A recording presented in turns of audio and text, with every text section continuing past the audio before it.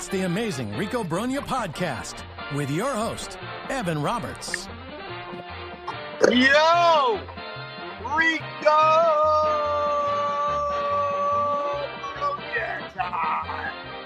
It's a drive home edition of Rico Brogna as I'm finding my way out of the Citi Field parking lot. The New York Mets are the hottest team on the planet. They have won their fifth consecutive game. They beat the Boston Red Sox here at Citi Field by a final score of 4-1, and we are driving out of this building in a very happy mood. Before we break down the game, let me give all the credit to my son, Jet. Jet's record now at Met games this year is ridiculous. I got to look it up. I think you're 11-3 at games at Citi Field this year, so he's been quite a good luck charm. So I give all the credit to Jet as the Mets beat the Boston Red Sox on this beautiful, gorgeous Labor Day Monday night. It was a great crowd. I'm not sure what it was announced at, Hoff. Maybe you can give that to us before we sign off today. But I wasn't sure what kind of crowd they'd get. You know, it's September. I don't think it's a school day tomorrow, at least for my kids, but school's about to come back. There was a chill in the air. It's been a long Labor Day weekend. For some reason, I kind of remember like Labor Days not exactly being huge crowds, but there was a very nice crowd. Maybe it's because the Red Sox were in town, and maybe it's because the Mets just came off this incredible road trip.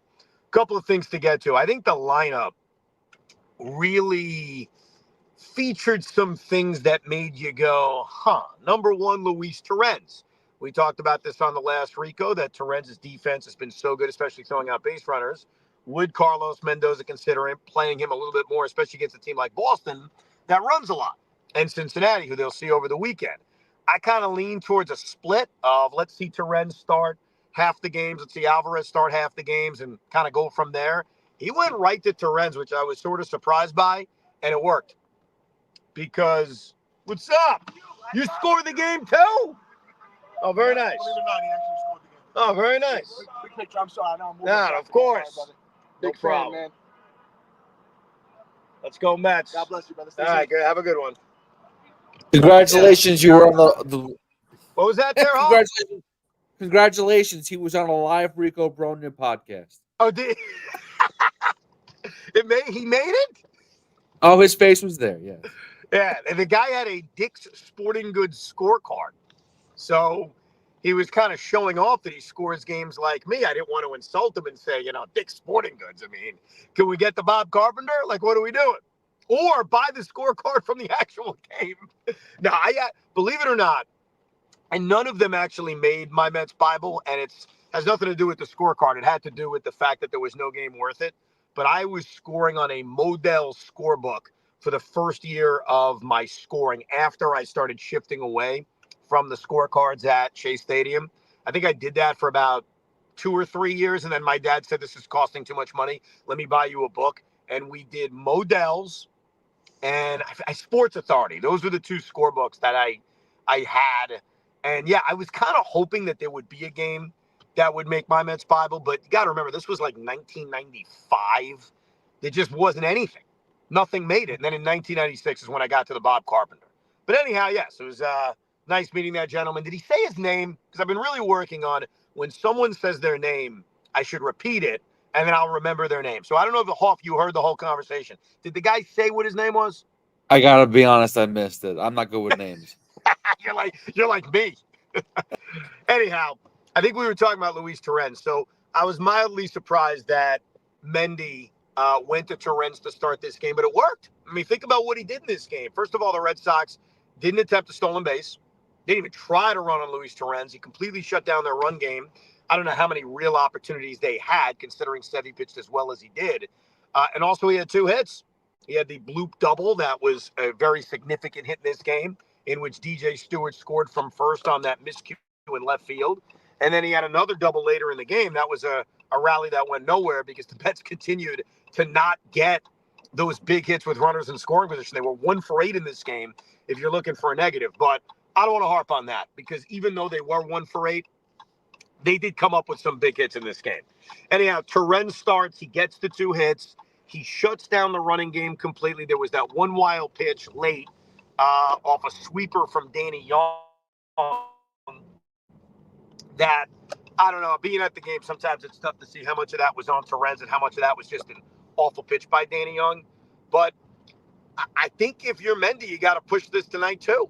I think that Luis Torrens, based on his defense, based on his ability to completely shut down a run game, I think that, not that Alvarez is being benched, not that Alvarez is being buried, but I think when you're in a pennant race, you have to play the hot hand. And Luis Torrens certainly came through in night one of, maybe for the first time us thinking, wow, he's taking the bulk of the starting opportunities away from Francisco Alvarez. So that was one thing we noticed as the lineup came out. The other thing was obviously DJ Stewart. JD Martinez, congratulations to him. He's on the paternity list. DJ Stewart gets activated, which I'm not mad at DJ Stewart being activated. He is on the 40-man roster. You're going to replace JD Martinez on this roster with a guy who can hit a little bit. There's no point of calling up a Drew Gilbert or Luis Angel Acuna. So I don't have an issue with DJ coming up. Why Mendy felt the need to force feed him into the lineup, that I don't understand. With that said, there was a good from DJ and there was a bad from DJ. He did start the rally. I think it was the third inning. Obviously, while I drop, I don't have my scorebook. But he did start the rally with the little base hit, a 2-out single, and that turned into a big inning. I think it was 2-1 at the time when he came, or 1-1 at the time. He came up with the base hit. Torrens looped in that double to left field where Tyler O'Neill boxed the ball around and left. Then Lindor came up with a base hit, so they put up the 2 on the board. And it started with a DJ Stewart 2-out single. So credit to him.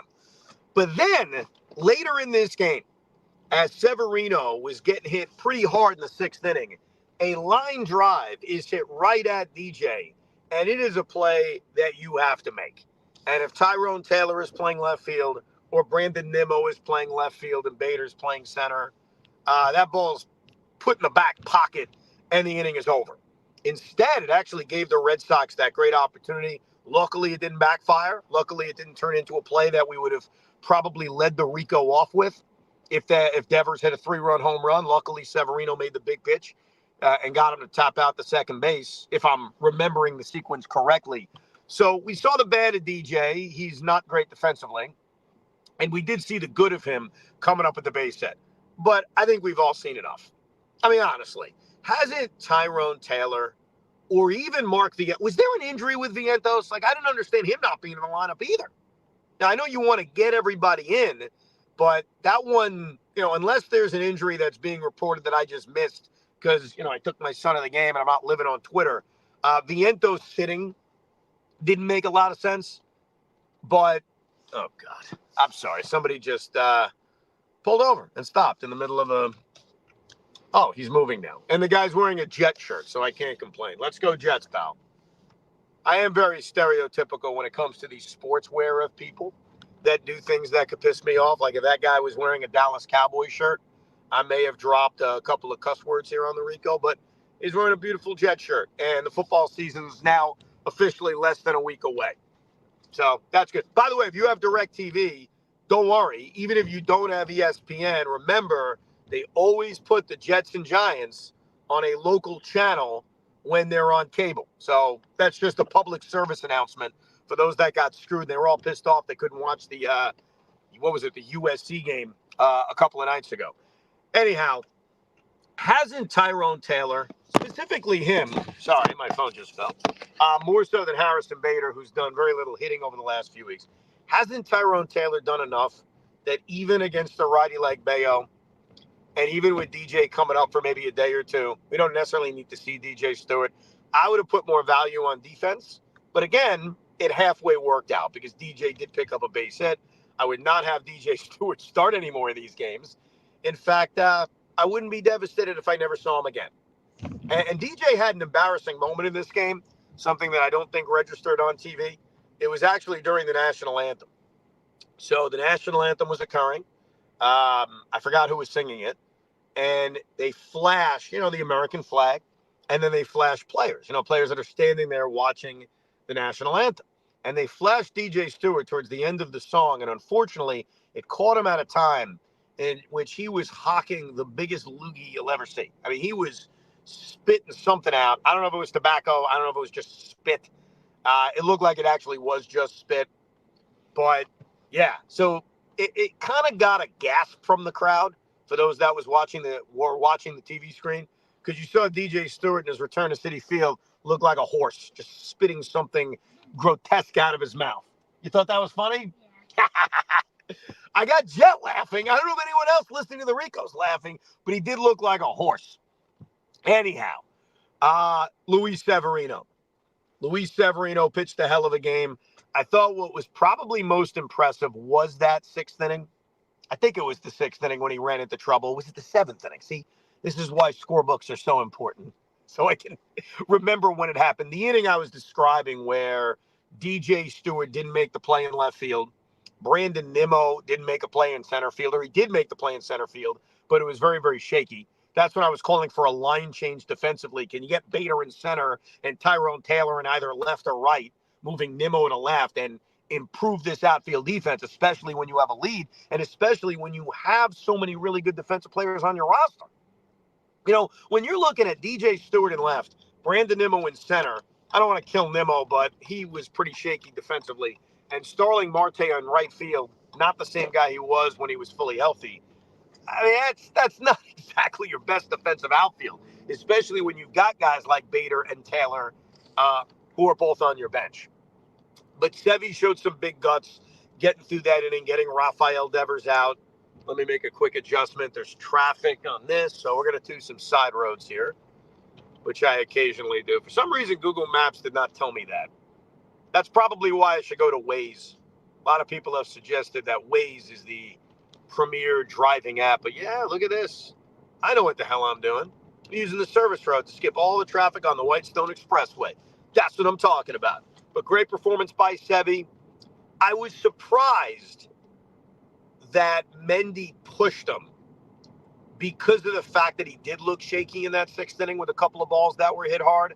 But his pitch count was in the 80s. I think it was 83 going into the seventh inning. And so Mendy allowed Severino to start the seventh inning with the bullpen active. He had Danny Young warming up. He had Adam Ottavino warming up. And based on that, based on Young, not really Young, but Ottavino warming up in a close game, kind of gave me the hint, all right, Edwin Diaz is not going to be available. And there's a fine line between Diaz, who's more effective when he pitching a lot, which he's done recently, and also being smart with how often you use him. If Diaz would have pitched in this game, it would have been, if I'm not mistaken, the fifth appearance in 6 days, which is an awful lot. And again, even though Diaz is better when he's working a lot, which he's been recently since the blown save against Arizona, I think Mendy kind of showed you with who was warming up in the bullpen that he wasn't going to push it that far. And it obviously worked. But Sevy starts the seventh inning and issues a leadoff walk. And that was the real test for Carlos Mendoza. He's got Danny Young warming up. There's a left-hander coming up. I think it was Tristan Casas at that point. And he allowed Severino another batter. And maybe having the 3-run lead is what kind of gave him the confidence to do so. But Sevy, after issuing the leadoff walk, goes right after hitters, gets a couple of big outs. I think he fell behind the next hitter 3-1 and was able to get through it, and never has to go to Young or Ottavino for that seventh inning. So Sevy showed a lot of poise, a lot of guts with some of the big pitches he needed to make in the sixth and seventh inning. Only run he gave up was really on a ball that was misjudged by Brandon Nimmo.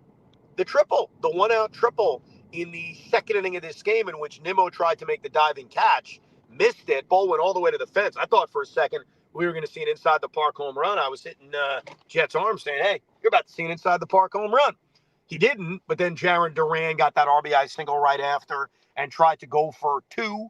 Starling Marte was kind of casual at getting the baseball back into the infield, but maybe he worked. Maybe it was a deke on Jarren Duran by throwing him out at second base. But that was it. That was the only run Severino gave up. And so Severino, and this is the thing that's so encouraging and has to pump you up, Severino looked like he was hitting a wall a few weeks ago.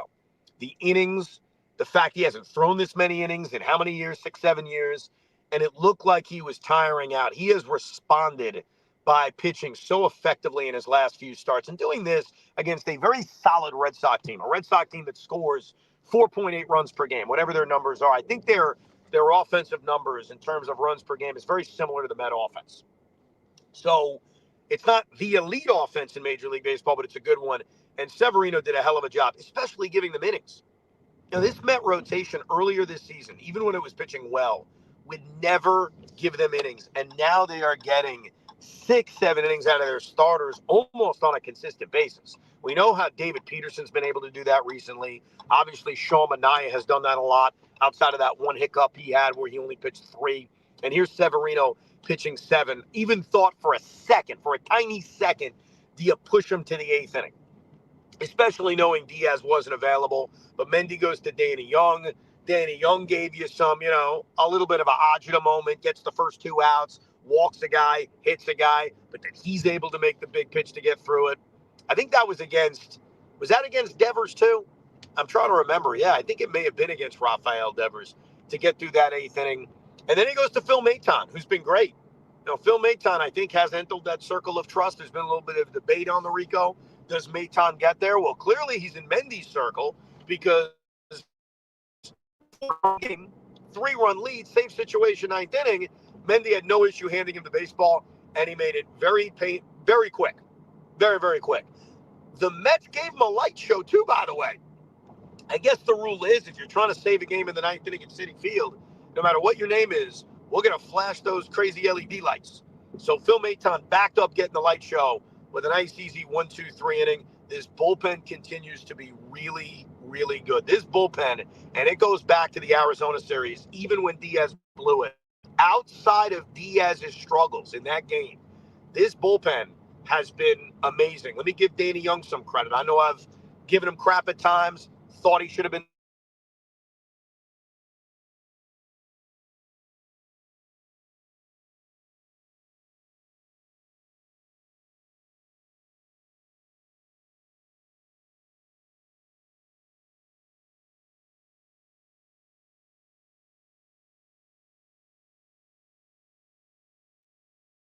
Seems like we just lost Evan. He was talking about Danny Young, who had a decent outing.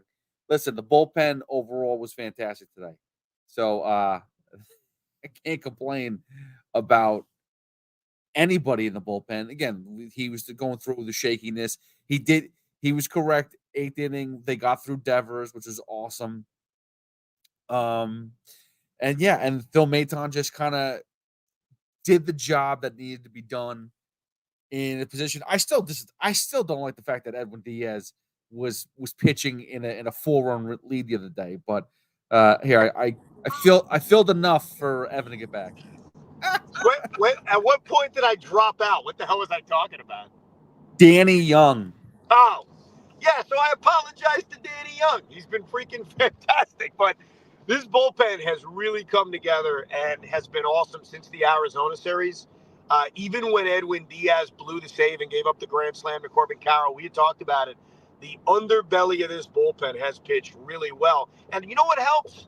Honestly, what helps, as I mentioned, is that their starters are going deep into games. So you're not asking your bullpen to have to get 15 outs or 18 outs, dare I say, like they were asked earlier this season. So the bullpen's been very good. The starting pitching's going deep into games, and they're winning despite the fact that while they're scoring runs, they're not exactly lighting up the scoreboard. Think about that over the course of this 5-game winning streak they put together. They've left a lot of guys on base. They have not hit with runners in scoring position, and yet they've won 5 in a row. I mean, that tells you that you can find different ways to win, and that's been the most impressive thing. They are winning over the course of this streak with their starting pitching and with their bullpen. And now they're only a half game out. Hoff was right about Arizona. Now they're within focus, losing again to the Dodgers. The Mets are only 3 games behind Arizona. They're essentially 3 games behind San Diego. I know they're 4 back, but with the loss column and tiebreakers. They got the tiebreakers on both those sons of bitches. So we're alive. We're alive and well in September. They got to keep this crap going against the Boston Red Sox. But sometimes, and I've heard this excuse for years, when you have a long road trip, boy, when you come back, it's tough. When you return home, you're a little jet lag. You're a little tired. Mets didn't even have an off day. Tonight's game, proof that that's a bunch of crap when you're playing good baseball. That's not an excuse for losing a game. And now the Mets are red hot. I mean, really, think about this. They've won 8 out of their last 11. I guess it's more than that if you go back to the Baltimore series and really the Miami series. 2 out of 3, 2 out of 3, 2-2, 2 out of 3, all three in the first game against Boston. So you get it added up for me after the Huck Tua game against the Oakland A's. Let's use that as a line of demarcation. The Mets have responded by basically winning every series they've played since the Huck Tua game. And they've responded to the Edwin Diaz Huck Tua game, if you will, by responding with 5 straight wins. So things are great right now. I don't want to get too cocky or confident. I guess it's okay to just be happy. That's what we're allowed to be, happy. Now, I'm not happy because we're hitting traffic. For some reason, there's a lot of traffic, and they're telling me to get off the hutch. So what the hell is going on? Is this Labor Day traffic? Is this construction traffic? I'm not quite sure. By the way, Hoff, anything I missed from this game? Any thoughts you have concerning this red-hot 5-game winning streak? You asked about the attendance. It was 35,064. Good crowd. Wow. That's a great crowd. And I'll tell you what's impressive about that crowd. No giveaway, no $5 Tuesday. This was strictly come see the New York Mets against the Boston Red Sox on a beautiful Monday night in September. And there were Red Sox fans there. I'm not going to deny that. I don't think it was a lot, by the way. It was a decent amount. There were some Let's Go Red Sox chants that morphed into Yankee Suck chants because that's what Red Sox fans and Met fans do. We come together. Jed asked me, why are they chanting Yankee Suck? And I said, this is how we come together. This is how Yankee fans and Met fans come together. So that's a great crowd. Steph Curry, too, was in the building, as well as Carmelo Anthony. Did they show that on the broadcast off? Yeah, I saw plenty of pictures. Bobby Okita was there, so they talked to him.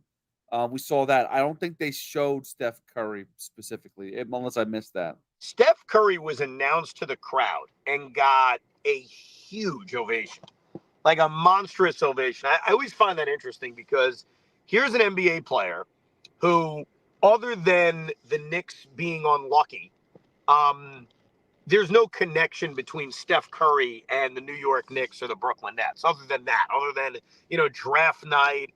Oh, man, I wish we had Steph Curry instead of Jordan Hill, the guy they ended up drafting instead of him. And yet, here he is getting this monstrous ovation.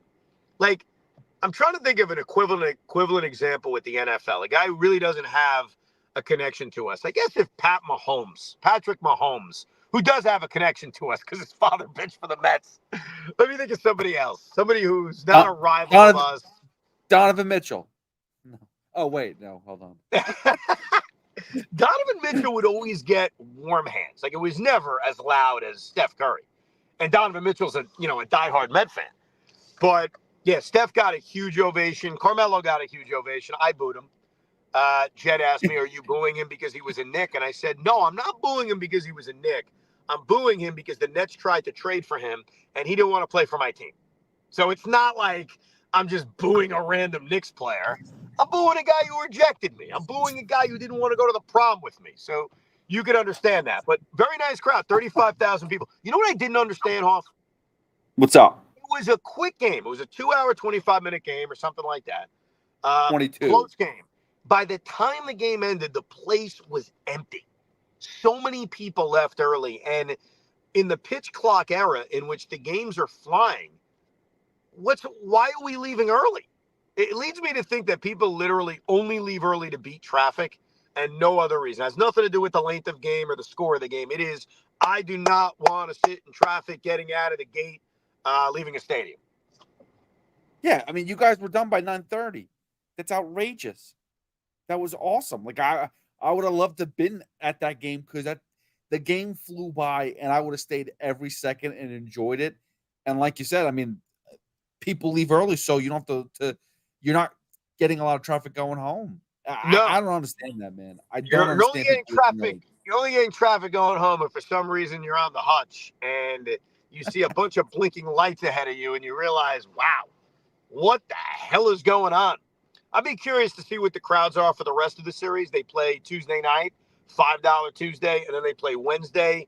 I think school districts, at least in New York City and Westchester, are very similar, where school is actually not starting till Thursday. Do you have the same situation, Off? Yeah, we have like a soft landing. So like Wednesday, Thursday is like orientation. Yeah. It's kind of like, so for us, for WFAN, clearly everybody took off. You can understand it. And then Tuesday after Labor Day is like the first day of school. Everybody's back, no vacations. But that's not exactly what it's like in the real world with kids. They get a few more days before the summer is officially over. I did want to hit on one thing that I thought was impressive. We always talk about Pete Alonso, you and I. His defense is really improving every day. He made a sick sliding play at first base that I thought was like so impressive. And like you just got to remember, this guy he may not look graceful as he's doing it, but he's making some great plays. Yeah, I think I promised somebody, an emailer who was criticizing Pete's defense, that I would chart it for the rest of the year. Like every time he makes a crappy play, I'd write a little note down. Every time he makes a great play, I'd write it down. And we'll do our own analytics on the Rico to determine what he's been like defensively. I completely forgot about doing that. But where Pete to me is at his best was not even that play, though it was a great play. He's so good at scooping out lousy throws, which I think he does a lot and saves a lot of errors on infield defense. But the play you're talking about was a great play. It was a ground ball that was going down the first base line. Pete made a feet first slot, if I'm not mistaken, got to it, and then completed the part of his defense that I actually think is his weakest, which is the throw to the pitcher covering. He's actually struggled with that a lot this season, the spring training play, and he made a perfect throw to Severino. It was actually funny. I thought Severino for a second may have crossed the bag at first before he actually caught it. So I thought there was a chance. Oh, crap. Is this play not going to happen? Like, did Sevy actually fly over so quickly that he caught the baseball after he passed first base? But luckily, that wasn't an issue, and he made the play. Mets played good defense in this game. The Red Sox played good defense in this game. And Manuel Valdez, the second baseman, made a couple of really good defensive plays, but a really solid one. As Evan drops off again. Hold on. Let me get him back. Are you back? What the hell is going on? You Is disappeared. it the internet or something like that? Well, you're driving on the hutch. I mean, let's be serious. The connection's probably not that great. All right. Well, you know what? Let's wrap up the Rico. We appreciate you listening and downloading. The Mets are hot, baby. We'll talk to you 2 o'clock on The Fan tomorrow. We'll have another Rico Brogna probably after this series is over. Thank you for listening and downloading a drive home edition of Rico Brogna. We hope you enjoyed this episode of the Rico Brogna podcast. It's amazing, isn't it? Make sure you download it now to keep it on you at all times.